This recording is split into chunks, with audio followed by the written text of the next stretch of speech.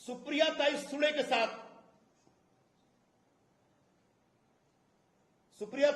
के साथ कुणाल कामरा, तो ये पूरे कांग्रेस के इकोसिस्टम का एक तथाकथित व्यंग्यकार है जो ढूंढ ढूंढ के हमारे ऊपर हमले करता है। प्रधानमंत्री नरेंद्र मोदी जी के ऊपर भी हमले कर चुका है कई बार व्यंग्य के नाम पर। गृह मंत्री श्री अमित शाह के ऊपर कई बार हमले कर चुका है व्यंग्य के नाम पर। अब वो हमारे एनडीए के अलग नेताओं के ऊपर टारगेट बना रहा है। तो ऐसे सुपारीबाज और कांग्रेस और इंडिया आघाड़ी के दलाल व्यंग्यकार के खिलाफ शिवसैनिकों के मन में भयंकर गुस्सा पैदा हुआ है और उस गुस्सा का प्रदर्शन आपने कल देखा होगा। अगर कुणाल कामरा ने व्यंग्य के नाम पे जो एकदम नीचे स्तर की टिप्पणी की उसको वापस नहीं लिया तो शिवसेना का यह अभियान चालू है। कामरा को छोड़ा नहीं जाएगा, कामरा को माफी मांगनी पड़ेगी। कामरा चाहे तो इस तरह के घटिया पैरोडी बनाते रहें व्यंग्य के नाम पर, हमें कोई ऐतराज नहीं है। लेकिन किसी संवैधानिक पद पर बैठे हुए किसी व्यक्ति को अगर गद्दार कहेंगे तो उनको माफ नहीं किया जा सकता। फ्रीडम ऑफ स्पीच हमें पता है, संविधान में इसका प्रावधान है, इसका सम्मान करते हैं। लेकिन अगर फ्रीडम ऑफ स्पीच ने आपको एक अधिकार दे रखा है कि आप किसी के ऊपर किसी भी लेवल की टिप्पणी कर सकते हैं, तो हमारे पास भी एक फ्रीडम ऑफ स्पीच है। हम उसका जवाब देने के लिए स्वतंत्र हैं और अधिकृत हैं और इस संविधान ने हमें भी अधिकार दे रखा है। तो जिस प्रकार से कुणाल कामरा ने व्यंग्य के नाम पर फ्रीडम ऑफ स्पीच का दुरुपयोग किया, हम उसकी निंदा करते हैं, निषेध करते हैं और अपनी कार्रवाई जारी रखेंगे। उनको ढूंढा जा रहा है, मुंबई में नहीं मिल रहे हैं, संभवतः छोड़ के भाग गए या मातोश्री में छुपे होंगे। इससे पहले भी एक जानकारी आपके साथ शेयर करता हूं। 5-6 साल पहले भी जब वो मुंबई में रहते थे कामरा जी, तब मदर टेरेसा के ऊपर, क्रिश्चियंस के ऊपर, सिखों के ऊपर इसी प्रकार की आपत्तिजनक टिप्पणी करते थे जो कि फ्रीडम ऑफ स्पीच का दुरुपयोग था। तब इन पर इतना जोरदार कार्रवाई हो रही थी कि इन्होंने अपने ट्विटर अकाउंट बंद कर दिए और मुंबई का घर बेचकर भाग गए। आज वो गुड़गांव रहते हैं, संभवतः गुड़गांव में भी कभी भी उनको ढूंढा जा सकता है और वो कार्यक्रम किया जा सकता है। हम बस इतना ही कहेंगे कि हम उस लेवल पर नहीं उतरना चाहते।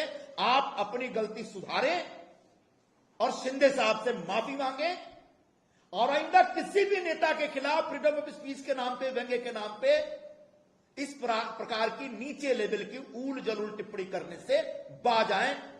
यह हमारा साफ साफ आपसे कहना है। अल्टीमेटम है कि कब तक आप लोग देखेंगे वो माफी मांगेगी? 24 घंटे, 2 दिन, उसके बाद आप लोगों का जो अभी एफआईआर एक हो गया है और भी कुछ पुलिस स्टेशन में एफआईआर हो सकते हैं। उस पर पुलिस अपने स्तर पर कार्रवाई करेगी।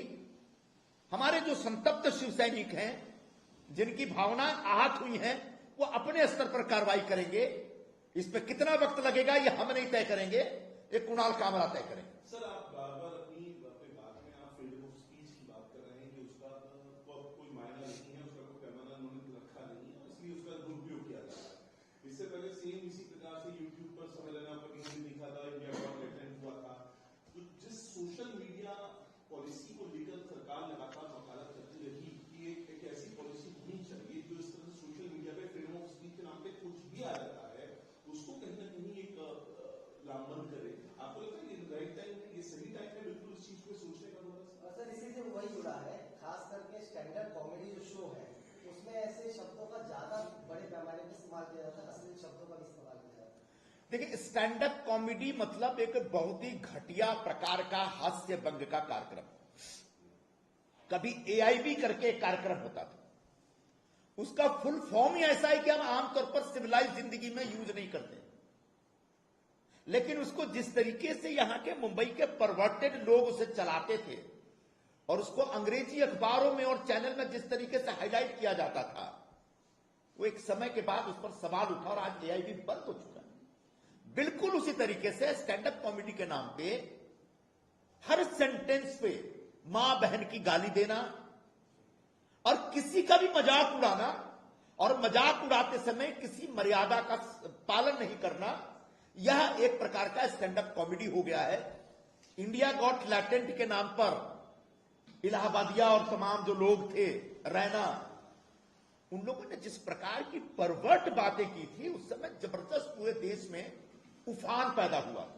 तब हमने भारत सरकार से डिमांड की, तो मेरे ख्याल से तब सुप्रीम कोर्ट ने भी ऐसा कुछ निर्देश दिया था भारत सरकार को कि आप कुछ ऐसी पॉलिसी बनाइए कि सोशल मीडिया पर जो भी लोग अपने कुछ पोस्ट डालते हैं या वीडियो डालते हैं, उसमें कहीं ना कहीं मर्यादा का पालन हो। अब सोशल मीडिया इंस्टेंट है, फिल्में बनती हैं, सेंसर होता है, टेलीविजन सीरियल बनते हैं, सेंसर होता है, लेकिन सोशल मीडिया पे रोज लोग घर बैठे बैठे अपने पोस्ट अपने दफ्तर में, घर में बैठ करके करते हैं। तो इसको सेंसरिंग के मैं समर्थन में नहीं हूं, लेकिन निश्चित तौर पर अगर कोई व्यक्ति आपत्तिजनक बात करता है और फ्रीडम ऑफ स्पीच के दायरे का उल्लंघन करता है, तो उसका पूरा का पूरा अकाउंट सस्पेंड होना चाहिए और उसको कानून के तहत सजा मिलनी चाहिए, ताकि दोबारा ऐसी कोई गलती न कर सके। सैनिकों ने अपनी आक्रामकता दिखाते हुए जो स्टूडियो है उसकी तोड़फोड़ की, और स्टूडियो की बयान आया कि ये पूरी जिम्मेदारी जो कलाकार की होती है, स्टूडियो की नहीं। वहां पर तोड़फोड़ का उन्होंने जो है वो विरोध जताया, लेकिन जिस तरीके से शिवसेना ने रिएक्शन दिया, क्या आप उसका स्वागत करते हैं? क्या कहेंगे? हमारे संतप्त शिव सैनिकों ने, नाराज शिव सैनिकों ने कल शाम को जिस तरीके से खार में स्टूडियो में घुसकर, जहां पर इस गाने की रिकॉर्डिंग हुई थी और जिसका भाड़ा स्टूडियो को मिला था कामरा से, उस स्टूडियो की तोड़फोड़ की, मैं इसका समर्थन करता हूं, क्योंकि अपनी भावनाओं को व्यक्त करने का अधिकार हमारे पास है। अगर freedom of speech Kunal Kamra के पास है और वह हमारे नेता को गाली दे सकता है, उनका चरित्र हनन कर सकता है, तो एक फ्रीडम ऑफ स्पीच हमारे शिव सैनिकों के पास भी है, उस स्टूडियो का तोड़फोड़ करने का। निश्चित तौर पर यह हमला जो होना चाहिए, एक्शन होना चाहिए था कुणाल कामरा के खिलाफ, लेकिन पता नहीं किस बिल में घुसा है, मुंबई में नहीं है। एक ही उसके लिए सेफ जगह है, वो मातोश्री है, शायद मातोश्री में छुपा होगा, नहीं तो वर्षों पहले जिस तरीके से मुंबई छोड़कर भागा, वो आज गुड़गांव में होगा। मैं उसको बताना चाहता हूं कि गुड़गांव में भी आपको ढूंढ निकालेंगे और आपने जो हमारे नेता का अपमान किया उसका बदला ले लेंगे। एकनाथ शिंदे जी का ये स्वभाव है कि वो आमतौर पर ऐसे लोगों को सीधे तौर पर जवाब नहीं देते, लेकिन मुख्यमंत्री देवेंद्र फडणवीस ने ये साफ निर्देश दिया कि ये इसे बर्दाश्त नहीं किया जा सकता और कुणाल कामरा को छोड़ा नहीं जाएगा। हमने देखा है कि शिंदे फडणवीस सरकार जो कहती है वो करती है, जो नहीं कहती तो बिल्कुल करती है। किस तरीके का एक्शन? कानून को अपना काम करना है और हमें अपने गृहमंत्री और मुख्यमंत्री के कामकाज के ऊपर पूरा विश्वास है, भरोसा है। आने वाले दिनों में मुंबई पुलिस कुणाल कामरा के ऊपर अलग अलग केसेस के तहत कैसे कार्रवाई करेगी, मुंबई पुलिस स्वतंत्र और करना भी चाहिए, हम उसका स्वागत करते हैं। लेकिन साथ साथ हमारा भी गुस्सा तब तक शांत नहीं होगा जब तक कुणाल कामरा को बुक नहीं किया जा सकता, जब तक कुणाल कामरा को सजा नहीं मिलती, जब तक कुणाल कामरा अपनी बात वापस लेकर माफी नहीं मांगता। मुख्यमंत्री ने नागपुर हिंसा का जो मास्टरमाइंड था फहीम खान, वहां पर भी बुलडोजर एक्शन किया हुआ है। कहीं ना कहीं योगी पैटर्न जो बुलडोजर एक्शन को दिखाई दिया, तमाम जो पीड़ित है उनकी लगातार ये मांग थी कि ऐसा बुलडोजर एक्शन किया जाए, वो एक्शन अब दिखाई दे रहा है। आप किस पर?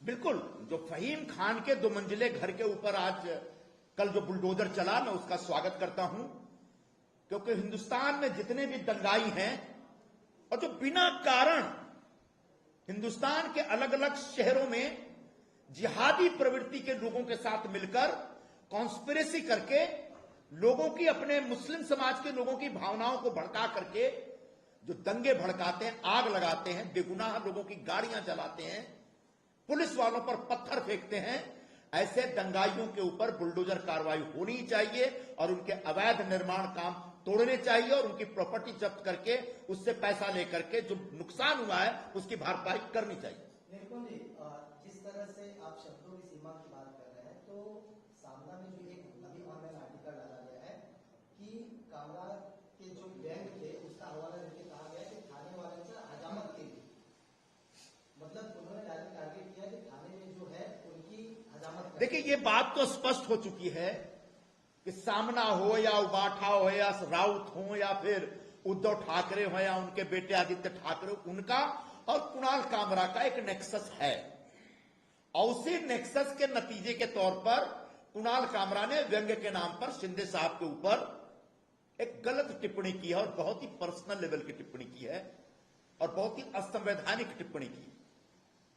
तो यह बात स्पष्ट हो चुकी है। और ऐसे कुणाल कामरा को हम यही कहना चाहेंगे कि या तो आप व्यंग्यकार हो जाओ या पॉलिटिकल पार्टी ज्वाइन करके पॉलिटिक्स करो, लेकिन एक स्वतंत्र व्यंग्यकार के नाम पे, स्वतंत्र लेखक के नाम पे किसी पॉलिटिकल पार्टी का एजेंडा चलाएंगे और उसकी सुपारी लेकर के हमारे ऊपर अगर उल्टे सीधे बयान जारी करेंगे, टिप्पणी करेंगे, तो वही होगा जो कल रात को हुआ।